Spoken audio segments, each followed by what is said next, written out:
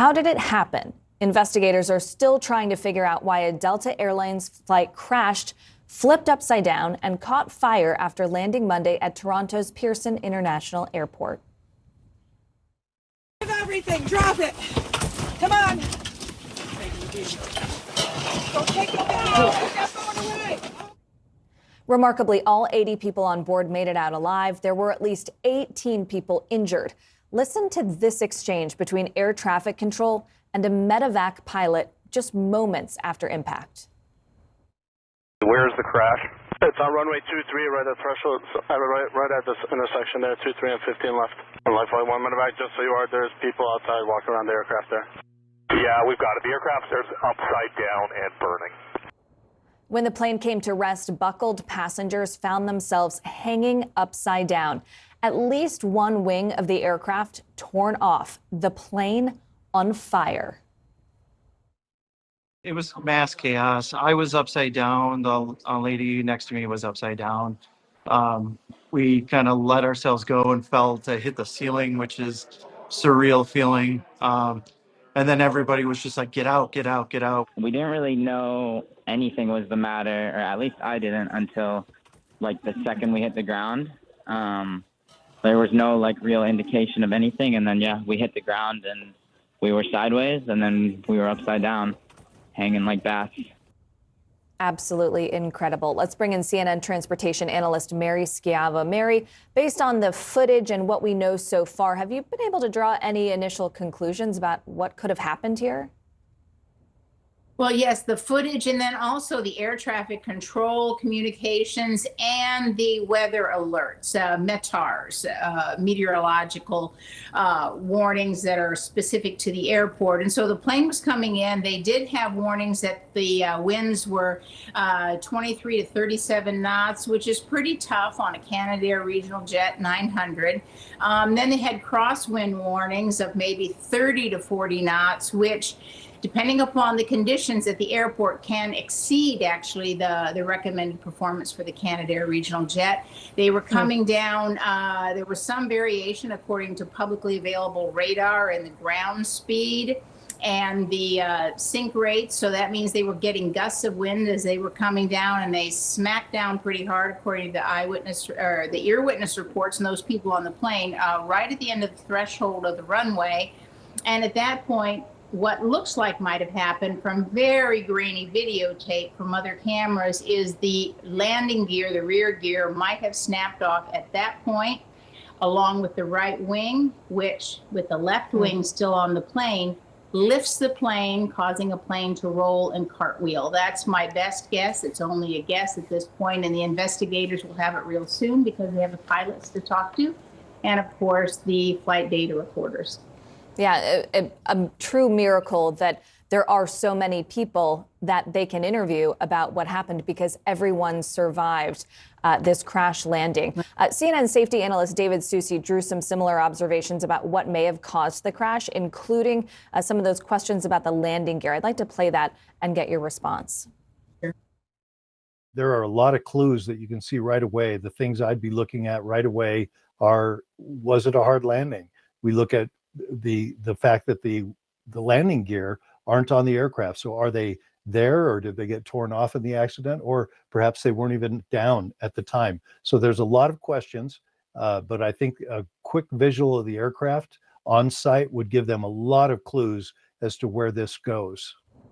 Mary, you mentioned the fact that you believe that the landing gear snapped off upon impact, but how could investigators prevent something like this from happening in the future? Is it a matter of de-icing the plane, clearing the runway, or simply not flying or landing in conditions as dangerous as the ones you were describing? Well, you know, every plane has its own limits, and this one has more crosswind limits than, for example, a larger plane. But, you know, Toronto Pearson, that's a great airport. It operates around the year, around the clock, and they do have all the services to clear the runway. But you can see even the videotape, there was tremendous blowing winds, blowing snow, etc. And that reduces the crosswind limits of the Canadair regional jet and all jets tremendously. So, for example, you might have a 37 crosswind allowance for that aircraft, but if the runway is not clear, if it's icy, if there's reduced braking, et cetera, that could fall to as low as a 15-knot crosswind. So what you have to do is every pilot and every airline has to make their decisions based on the operational limits of that aircraft.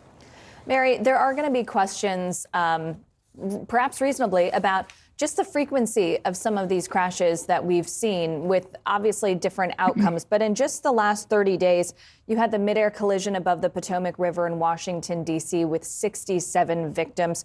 You had the medevac flight that crashed outside Philadelphia with 7 victims, a Bering Air flight in Alaska that had 10 victims, and of course, miraculously, just 18 injured in that crash landing in Toronto that we were just discussing. Do you see this as a coincidence? Do you see this in perhaps a lapse in safety, in personnel? Are there any dots that we can connect here? Well, with the last two, weather certainly played an important role, both in Alaska and in this crash. And it's, the tough winter conditions, accidents can increase. And it depends on the operational limits of your aircraft and sometimes just freak winds and other issues. But for the other two, there's no commonality. And what we always looked for, when I was with the Department of Transportation, you look for patterns, you look for trends, you look for data that you can connect. Now, of course, in the Washington D.C. flight, they had some very consistent data, and that is they had, I think, probably 100 or so alerts that the helicopter traffic was causing conflict, loss of airspace, separation with commercial air traffic. So that's a very important trend that somebody should have recognized long before this fatal crash in Washington, D.C. With the others, there's no commonality. So you're always looking for if there's a trend out there that the safety investigators and the safety regulators haven't picked up. And so obviously they're going to be wanting to look at weather performance. But in D.C., I think they're going to want to separate the military helicopters forever from the passenger service aircraft at DCA. That's such important context. We are so appreciative for your expertise, Mary Schiavo. Thank you so much for joining us. Retired American Airlines pilot Les Abend joins us. Les, pilots train for moments like these, hoping that you never encounter them. But based on what you've seen, have you drawn any conclusions about what caused this accident? Well, I have, Kayla, to some extent. Maybe I give you a little better perspective on what pilots would have been thinking just prior to this landing. I would have known that this wind was gusty. We would have added a factor we call gust factor to it. Hopefully, that's what they did. It's an easy mathematical formula that just adds a little bit of extra airspeed to the speed that we're at over the threshold. And that would have been important. And the reason I bring that up is because if they didn't add that speed in a gusty wind condition, it's possible what we're hearing being reported by passengers that were on that flight, that they may have just fallen very quickly from a short altitude, like 10 feet, which makes all the difference in the world.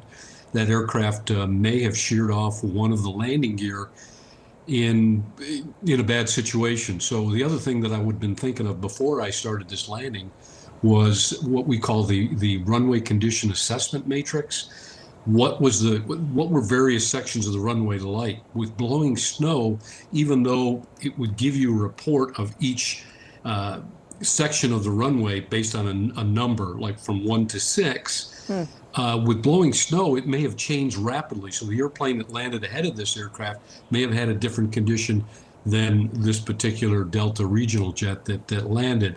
When it landed, it may have hit slippery conditions right off the bat, and if it didn't take what we call the crab out, where the airplane is cocked going down the runway, it may have caused the gear to come off, and then it hit a dry spot, and then it was almost like breaking the aircraft, and then it rolled over like we see in these pictures.